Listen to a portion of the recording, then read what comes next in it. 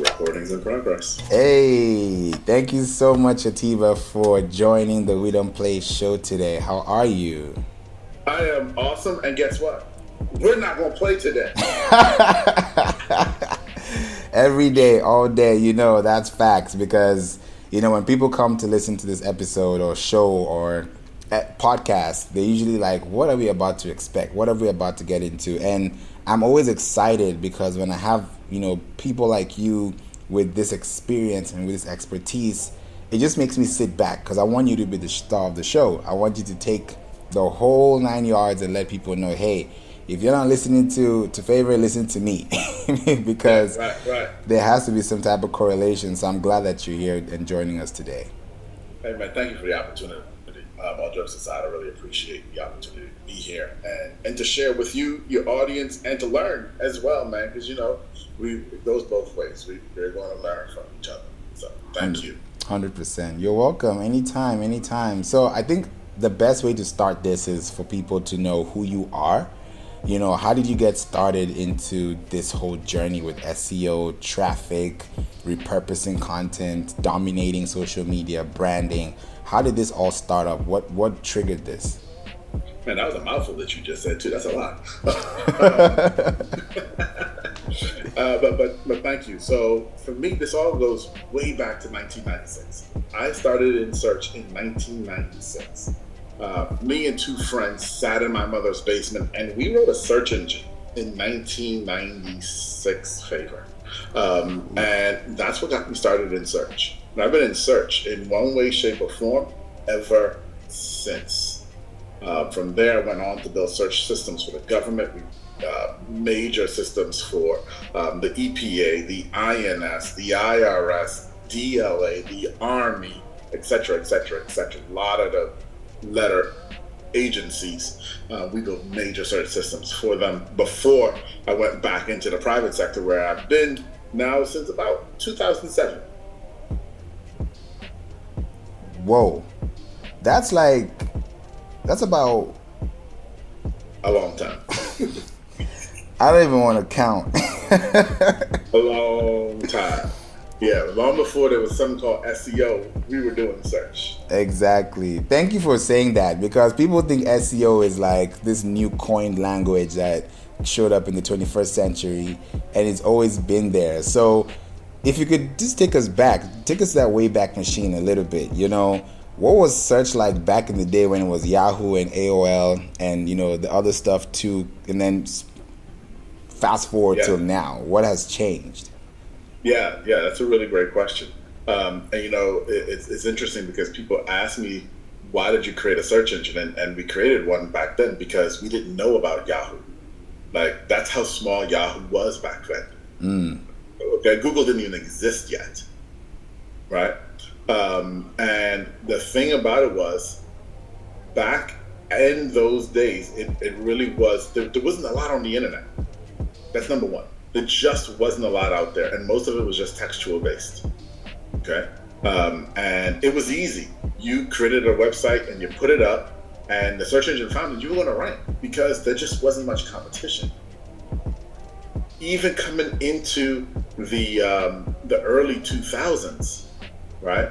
It's funny because in the early 2000s, when search engines and Google first started to really pop up, and people started using the term Google as a verb, not just a thing, it was still, people didn't understand how to use search. And that was the challenge that existed early, was the reality that a search engine was a piece of software, right? That was attempting to serve you results and give you back information, but it was thinking like a piece of software. And humans couldn't think that way, right? And that's where there were these issues between what people put into search and what the results were. And that's what Google's been working on for the last almost 25 years now, of solving. Right? If you ever watched the movie that Google did on BERT, their latest invention, you'll see that they even say it. We've been trying to solve this forever. And that's where we were back in the beginning, realizing that, people think in one way, but the computer reacts in another. Yeah. And that created a congruency issue in the results that people were getting. And so when we got back into the private sector, that was huge, because you had people who had figured out how to manipulate the search algorithm, Google especially, right? And get a whole bunch of junky stuff at the top of search because they figured out how to game the computer. Don't believe me? Go listen to Russell Brunson. Now, I love Russell Brunson, but go listen to him, and and when you listen to him, you realize he says this. This is what they were doing back then. Yeah, it was. Right? And that was honestly the major problem that happened that Google is still trying to solve today. Was that 15, 16 years later? Right. And I think a major component of this is how people search too, because when people search for things, they get results, but those results are not always the results they're looking for. That's why people can go to YouTube and go through 10 thumbnails to find one result, because they don't know what they're going to find. So it's kind of like going into the abyss without figuring out what they're going to find. But when they find it, they're like, oh, gold mine. So if now we put on a different hat and say, okay, I'm the business owner. I got to change hats. I like that. You know, I'm the business owner and I just started my business in January. I just got to know about SEO in December. And we're about to start a whole new year and I don't have anything on the internet. But I'm on social media. I'm on TikTok. I'm on Instagram. I'm on Facebook, right? But my website is non-existent. It is existing, but no one really visits it. Nobody knows it exists, right? That clearly it's not there. You know, so how does someone go from thinking that way as a business owner and tapping into that resource so that by the time they look at that next year, looking back, they're like, I'm glad I made that decision to find myself on the internet? Yeah, that's a great question. And, you know, the answer to that question is changing. The landscape for that question is changing. And here's why. And I kind of said it a little bit earlier. In 1996, you can put up a website and it would rank because it just wasn't a lot of competition. Mm-hmm. In 2007, you could put up a website and game the system and get it to rank. In 2012, the system became a little bit harder to game, but you could still do it.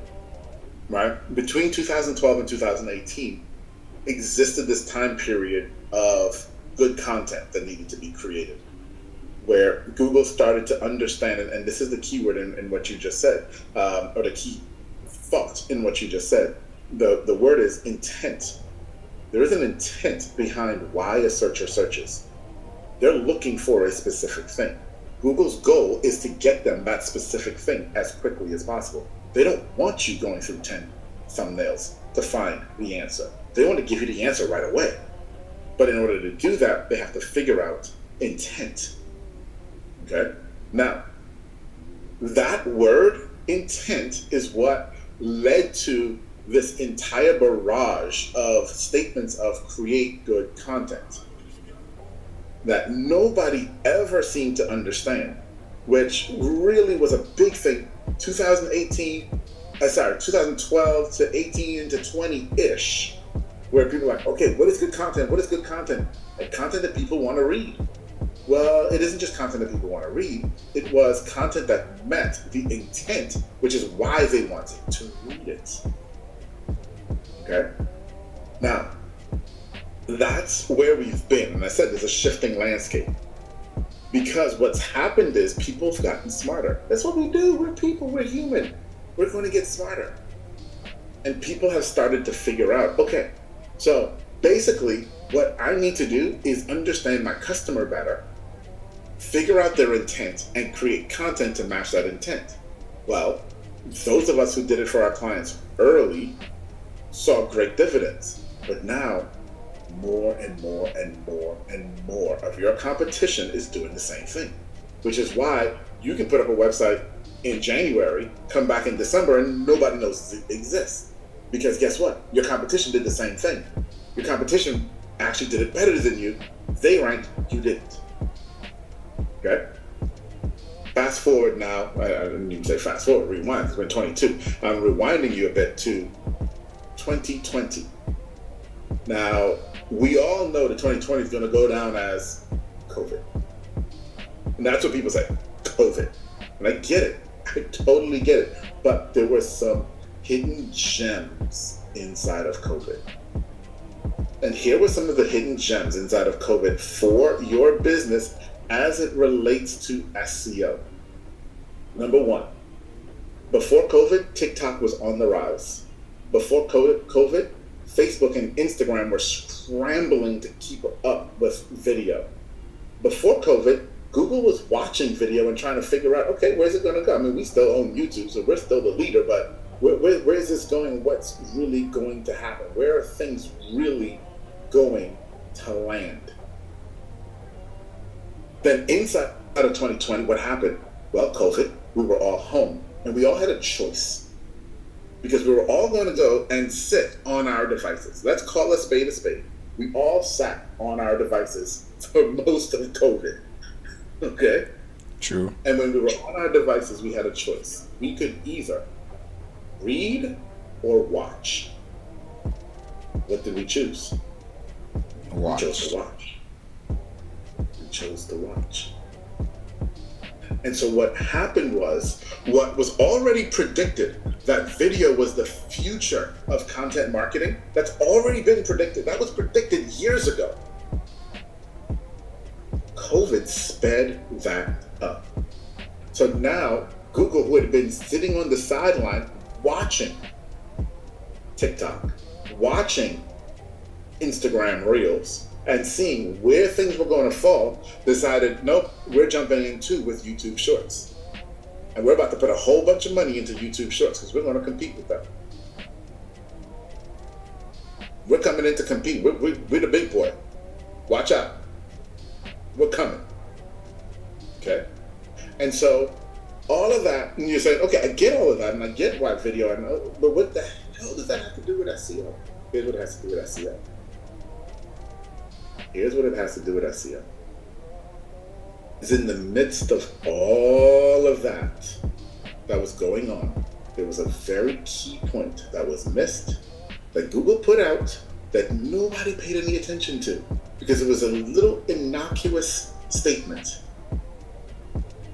At the end of 2020, Google decided we were going to, 2021, not 2020, 2021, Google decided they were going to categorize 60% of their search inventory as video first.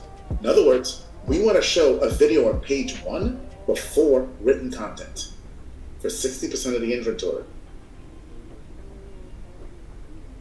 When Google said that, they also knew they only had 22% of that inventory covered by video. So it was almost 40% of their inventory. They knew they didn't even have the videos to rank that they wanted to. What does that say for you as a business owner listening to us right now? Yeah, you're listening to the two of us chat and stuff, but what does it really mean for you? It means that if you started your business in January, now it's going into December, and you're in December, and you're like, hey, something's got to change next year. How the heck can I get ahead of this SEO thing? Guess what?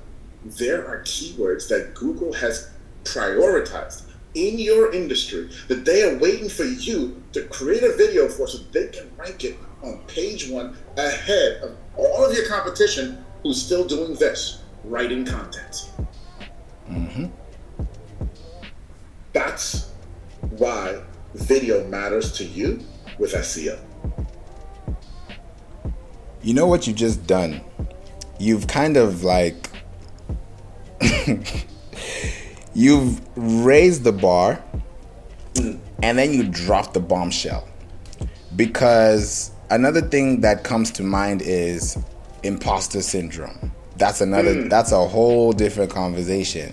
They're like, I gotta do my makeup, I gotta get my hair done, I gotta look right for the TV, maybe my lighting is wrong. You know, people just have those excuses, and they're like, okay, I can probably put out a meme, but I wouldn't put out my face, you know, on that meme, because I'd rather let people watch that and, you know, stay away from the social networks. So how do you tell someone what you've just said and convince them that they do need it, knowing that they do, but they have to go over and overcome that problem?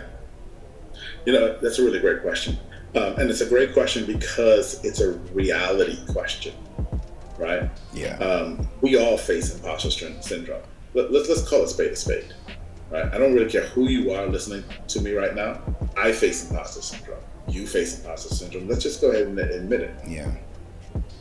And it may look different for you and I, right? It may show up differently in our world, and that's fine. That's fine. But we're going to deal right now, because that's what you asked me. We're going to deal right now with that imposter syndrome about how I look and how I show up and what my background is and what my lighting is and what my tech is. And I want you to get on TikTok because you're already there. And I want you to look at some of those videos on TikTok and be honest. Do those people actually look that polished? Great. Do they? Like, if you're going to be honest about what you consume yourself, you'll realize the majority of people you consume have hair out of place. Mm-hmm. Oh my gosh, look at that zit on her face. Dude, can you shave? Right? And it's just a reality. And the thing that happens is, and it's so funny, I was having this conversation with someone else that I'm helping with video right now, and she's creating videos, and she's been on a track and it's working well, and her channel's growing and she's getting engagement, and she's like, yeah, but I feel like I need to be more high energy. Number one, she's selling nature, wellness, and meditation. What do you need to be high energy for? People are coming to you to be calm. Right. Right? But what's happening then, it's the same thing as you when you're saying, how do I look on camera? It's because what you're doing is you're comparing yourself to someone else. You have this picture in your mind. Maybe it's Anderson Cooper. Maybe it's Oprah. Maybe it's whoever it is that, by the way, spends millions of dollars to look perfect and have cameras that are worth more than your house. Look the way they do, and then they go into posts where they brush them up to make them look even better. And you're comparing yourself to that and saying, well, I can't be that. Guess what? Your customer does not care. Your customer wants to connect with you. Your customer wants to know that you are a real person. Your customer wants to trust you. They're not here to trust your makeup or your fancy lighting. They're here to trust your heart. I think that has really calmed the storm, honestly, because that is one thing I hear a lot. And I'm also on Clubhouse a lot, and I do a lot of social audio listening. And those are the questions that keep coming up. And they're like, I'd rather be on audio than video. But like you said, video is the way. And you can literally use audio and still turn it into video if you're really smart about it. So I think one of the things that people need to understand is how can they simplify SEO, search engine optimization, in the most basic way possible that does not sound daunting or overbearing or even overwhelming. Is there a way that someone can just knock that out in 2-3 minutes? Because it's a long-term game. But yeah. So we're going to talk about video SEO. Y'all ready for this? I got 5 points for you. Five points for you. Y'all ready for this? I'll show y'all ready. Let's go. Okay. Here we go. We're going to have some fun. Here's what we're going to do. First thing I want you to do, I want you to pull out your phone. I know you have one. Everybody has one, right? Don't lie to me and tell me you don't. Because believe me, if it broke yesterday, you bought a new one today. You got a phone. You got a smartphone. I know you do. I want you to turn that smartphone on. Once you turn that smartphone on, there's an app on here called the camera. Okay? I guarantee you have this app. I don't care what platform you're on. They all have this app. Trust me on that. Okay? So we're going to open this camera app right here. Once we open the camera app, there's a setting in here where you can go to video, right? So we can either take pictures or we can do video. And you may not have known that before, but I want to make sure you know that today. So you're going to go to this setting where it takes video. Okay? Once you're there, you're going to take the camera and you're going to put it in front of your face. And you're going to think for a moment, what was one of the last questions that a customer asked me? Think about it for a moment. Okay, you got the question? I know you got the question because you got customers, so they ask you questions all the time. All right, you got the question. Good. Now that you have the question, go ahead, look at the camera, and answer the question. I want you to answer that question right here on the camera, right? Oh, I forgot one step. You got to hit record. Oop, forgot that. Before you answer the question, make sure you hit record. Okay, that's the big round button with the red in the middle. Hit record. Answer the question. Once you're done, go back to that big round button, hit it again. That will stop the recording, folks. Okay? That will stop the recording. Now, once the recording has stopped and you've answered the question, what I want you to do then is go to your all apps, which I know you have on your phone. There's an app called YouTube. I want you to click on that YouTube app. Once that YouTube app opens, down in the middle bottom of the app is a circle with a plus sign. You're going to press that circle with the plus sign and a menu is going to pop up. And the second thing on that menu says upload video. You're going to choose upload video. When you choose upload video, you're going to then be presented with all of the videos in your camera reel. You're going to choose the video that you just created where you were answering the question. And you're going to upload the video. Then YouTube's going to do a really funny thing. It's going to ask you, what is the title of that video? The title of the video is going to be the question that you answered. Don't put anything else in, just put the words of the question, the exact words of the question, that's it. Then YouTube's going to ask you for a description. Write the title of the video, the question, again. First line of the description, and then talk a little bit about what you talked about in that video. Once you do that, go ahead and press upload, let it upload. Let it upload. And you're gonna say, is that it? Is that it? Listen, I had a guy come to me, I was in Austin at a conference a couple weeks ago, and a guy came to me because he had heard me on a call some weeks before. And he came up to me in line, in the lunch line, and he said, dude, I just gotta thank you. I gotta thank you because I did those steps that you said. I turned on my camera. I answered a question. I put the title. I put the description just like you said, and I uploaded it to YouTube. I uploaded it on Monday, and on Tuesday, I was number 4 in Google. Sir, ma'am, listening to me right now, that's called mastering SEO. Mm-hmm.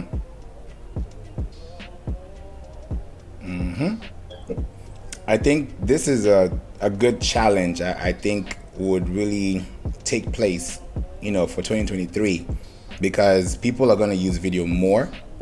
Yes. People are going to use Siri, Alexa, Google, name it, more.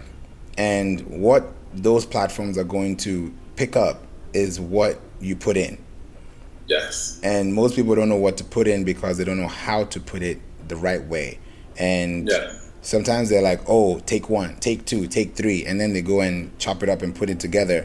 But I'm like, people can see if you're genuine through the camera. If you sound all bossy, cocky, they'll be like, yeah, I ain't got time for this. I'll skip this ad. But if you're genuinely there to help someone, they'll actually give you their time, which is a valuable asset. Yes. More valuable than money, baby. Exactly. And another thing too you mentioned is branding and repurposing. Could you talk a little bit about that, especially when it comes to omni-channel marketing, which is a big word. Yeah. Absolutely. So, I gave you a blueprint right there of number 1, how to start in video, and number 2, how to master video SEO. That's right out the gate. Is there more that you can do? Absolutely there is. Okay. However, that's the basics.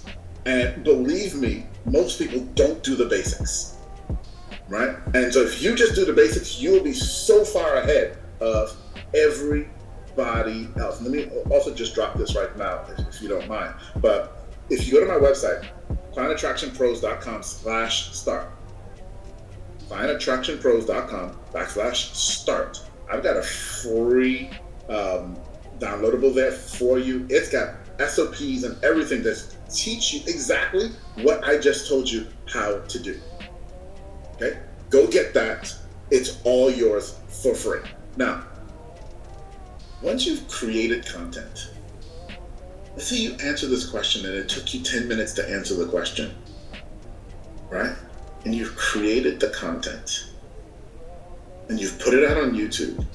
That's fantastic. But it doesn't end there. Because if all you do is put it out on YouTube, great. But what about your customers who are on LinkedIn? What about your customers who are on Instagram? What about your customers on TikTok? They'll never know that you created this video if they're not on YouTube as well, right? So, what we teach you to do, we don't teach you to repurpose. That is a 4-letter word in our vocabulary. I know it's a lot more than 4 letters, but we call repurposing a 4-letter word. Because repurposing, like, perfect example. We just hired somebody new, and in getting to know her, so this is today's Wednesday for us right now. This is her 3rd day on the job, and she, in a conversation today, she mentioned that in a previous job she's done repurposing, and so I asked her, "Oh, tell me about that. What did you?" Because that didn't come out in her job interview. So tell me, what did you do for them when you were doing repurposing? How did you do it? She said, well, I'll take a video that they did and they put it on YouTube, and I'll listen to it for the cool parts, and then I'll cut out those cool parts and make another video out of it. That's what most people think of when they think of repurposing. But I want you to understand something that we did with the video that you created. Go all the way back to what I told you, where we were in the early 2000s with Google and the problems Google was having. People were searching and the computer could not match what people were saying to how it was thinking, right? Mm-hmm. By creating the title of your video to be exactly what someone says, you create for the computer a 1-to-1 match. That's why this works. You created a 1-to-1 match that says, I'm answering that exact question. So now, if you've gone through the beautiful exercise of doing that, why in the world would you ruin it by saying, I'm just going to cut it up into the parts that sound cool? No, my friend. No. That's what repurposing does. We don't do that. What we do instead is we listen to our video and we ask this question. What other questions are my clients asking? So sub-questions of the original one that I also answered in this video. And then we chop the video down to answer those questions. We then take those videos, put it back on YouTube so it can rank again in Google. Then we can take them and also put them on TikTok, on Instagram, on Facebook, and on LinkedIn. Now, we get to the place of domination. Now, we're getting to the place of domination. Because how we're dominating is by saying we understand what the customer wants. We're giving it to them. The search engines will recognize that. Not just Google, but within the platforms will start to recognize that that's what you're doing. And they'll start sending you traffic. But wait, there's more. Y'all ready for more? Get ready for more. Let's go. You ready for more? So here's what we did in 2022. In 2022, and this process is called splintering, by the way. So what we call it is splintering. Full name is SEO tuned splintering, but splintering for short. Okay?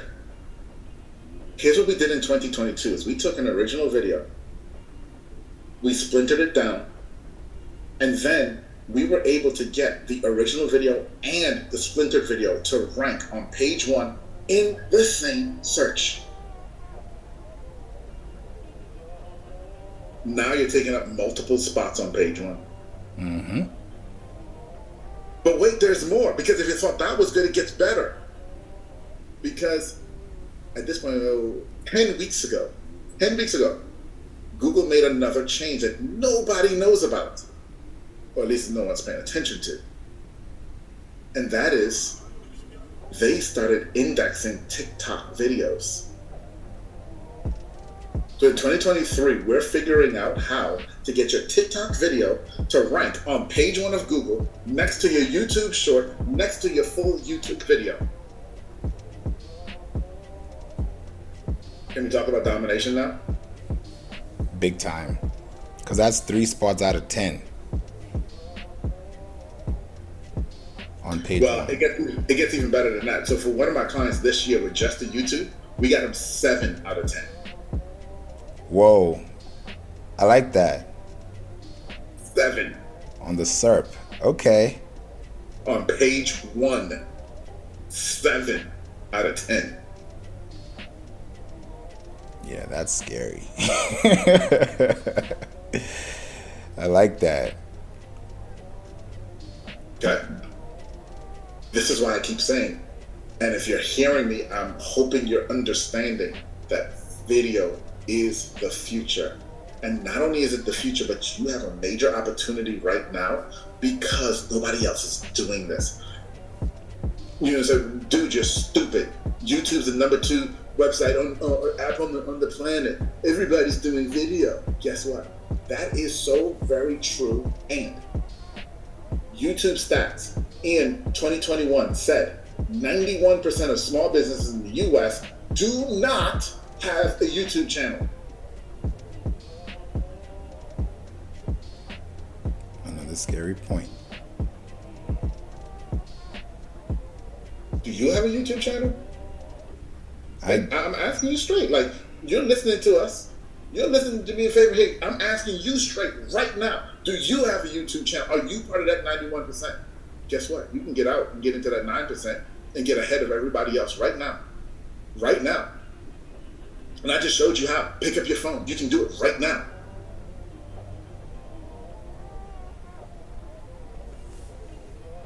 This is big. I think listening to this, and you guys have to replay this because you definitely can't get this in 30 minutes. You have to literally replay, rewind, restart, and rethink.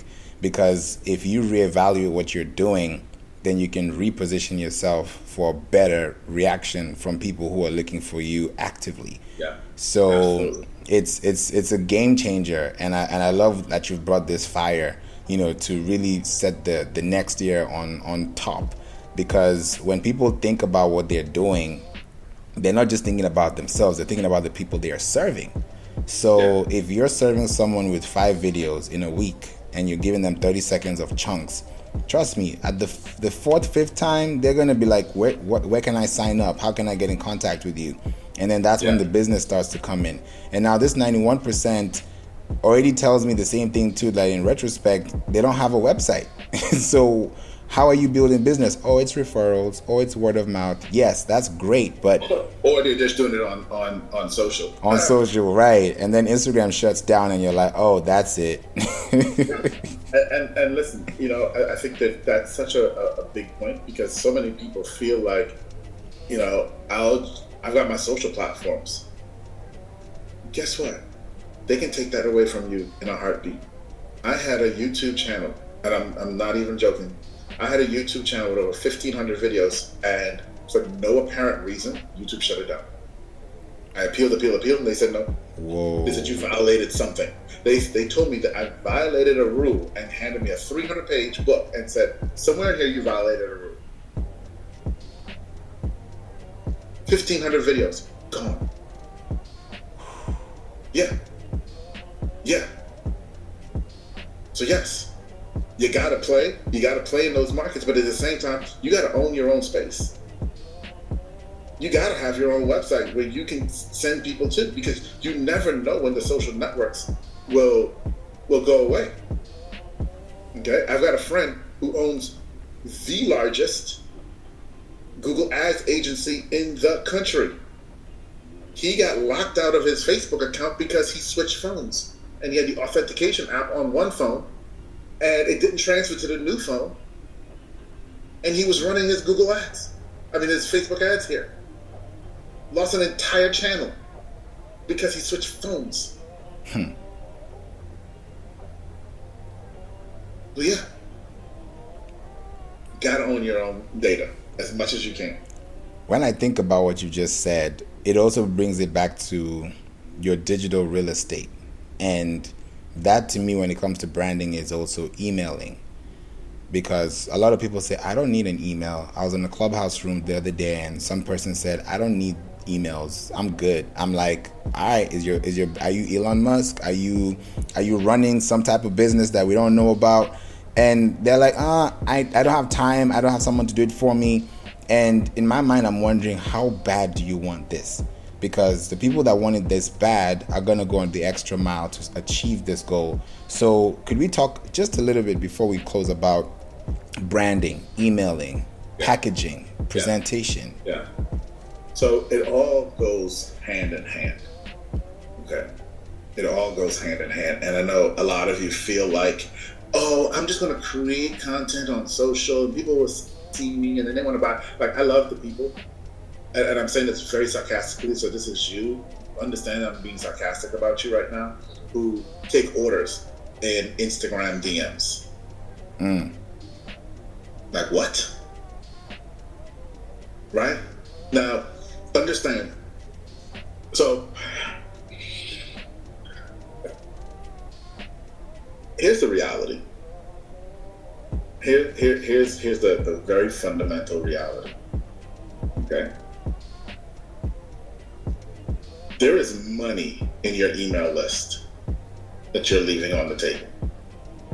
On top of it all, your email list is something that you own, that you control. Nobody else owns it. Nobody else controls it.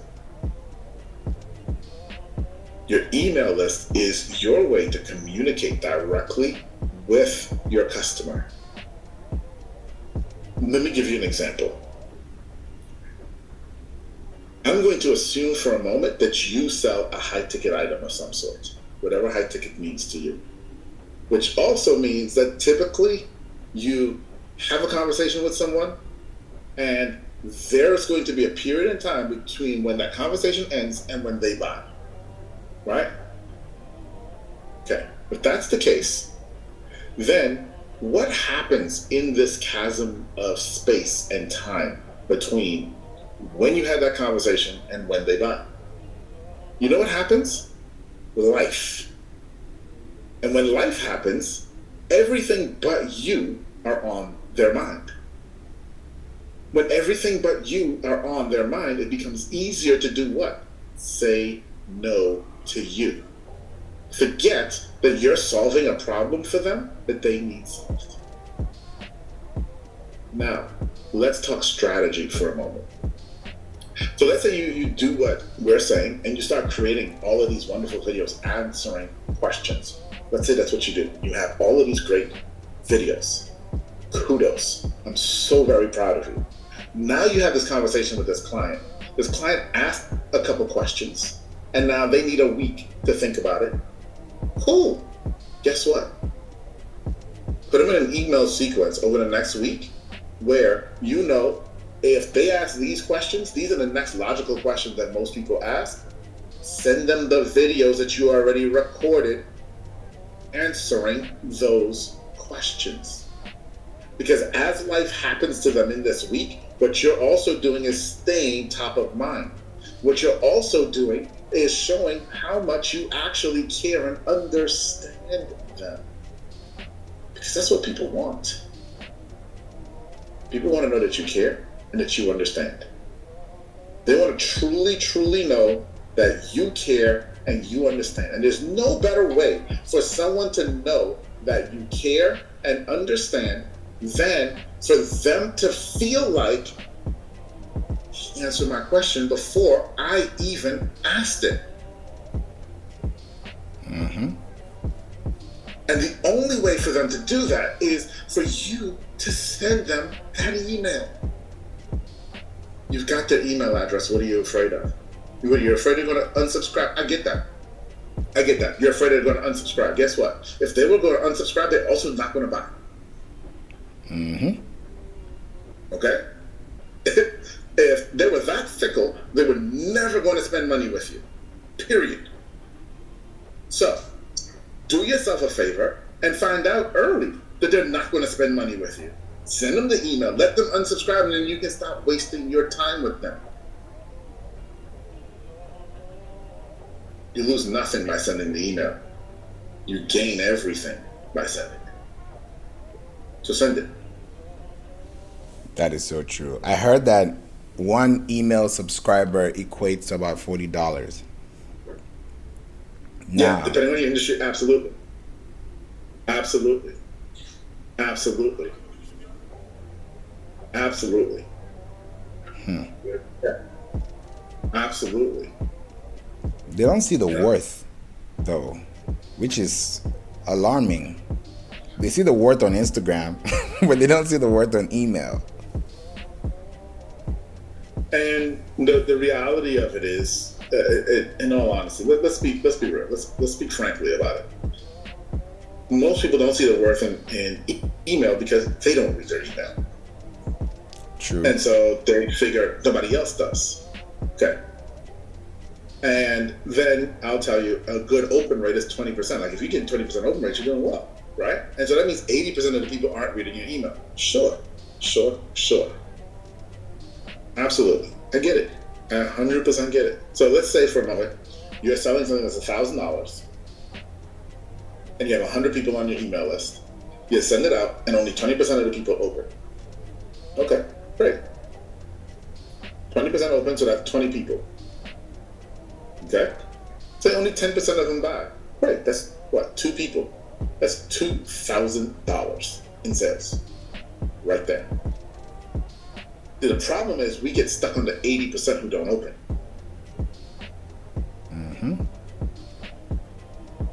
Right? Well, the problem is we get stuck on, 20% open, but 60% of those people never clicked on anything. Yeah, very, very true. And let me ask you this. Let me crosswalk it for you for a moment. You ever have someone who commented on a social post of yours, or better yet, you ever go somewhere in real life and run into somebody, maybe you know, maybe you don't, however it may be, but they know your social media account? They know the stuff that you've posted, right? I remember I ran into a cousin of mine, and he says to me, oh man, I gotta come over and get some of that you're cooking. I'm like, what? Like, you've never commented on my stuff. I don't even know that you follow me. So people lurk on social media, but then when they have the opportunity, they comment to your face or they'll buy from you, and you don't know how long they've been there. It's the same thing in email. They may never open the email, but they saw your name in their inbox.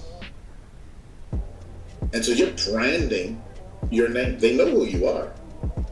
They're seeing it.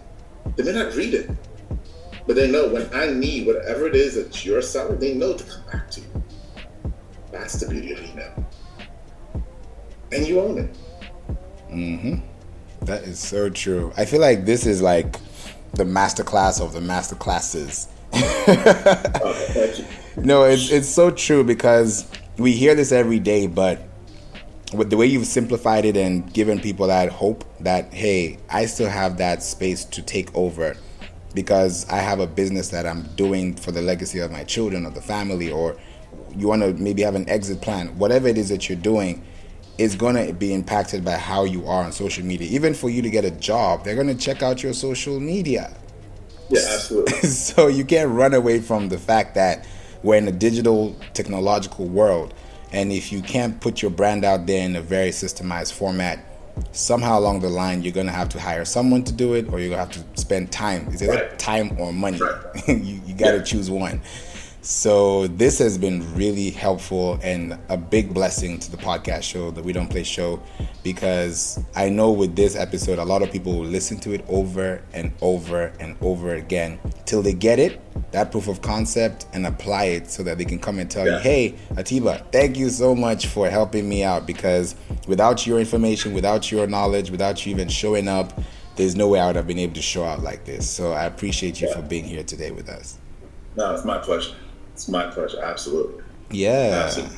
Anytime. And if there's any way they can contact you, let's say they want to connect with you or follow you somewhere, what options do they have available? So I tell everybody all the time, you can always go to my website. However, that's not actually what I want you to do. You're welcome to. It's not what I want you to do. What I actually want you to do is go to meetatiba.com. That's meetatiba, ATIBA.com. That's going to take you directly to my LinkedIn. When you get there, hit the connect button, connect with me, then send me a message. Let's have a conversation, human to human. I know you got questions. Let me help answer those. That's simple, direct, and clear. I love that. It's not like, check me out on this platform, because they're like, I don't know where to start. Exactly. Yeah. Wow. Thank you so much, Atiba, for being here, for being part of this amazing show. And I'm definitely going to bring you back again soon in the next season so that we can catch up on it. Definitely, because 1996 to 2022, 23, 24, who knows where we're going. Yes, sir. Definitely. I appreciate you. Thank you. It's been a pleasure being here. Thank you for the opportunity to share. Anytime. It's my pleasure to have you here for sure. You're the star of the show, man. You know, I'm just watching. I'm just listening. I'm just sitting back and taking notes and be like, yep, he said it. You better follow because I will. Yeah, there it is. Exactly. No, for sure. Hope you have an amazing rest of your day. I hope to definitely bring you back, and God bless. Definitely. God bless you as well. Amen.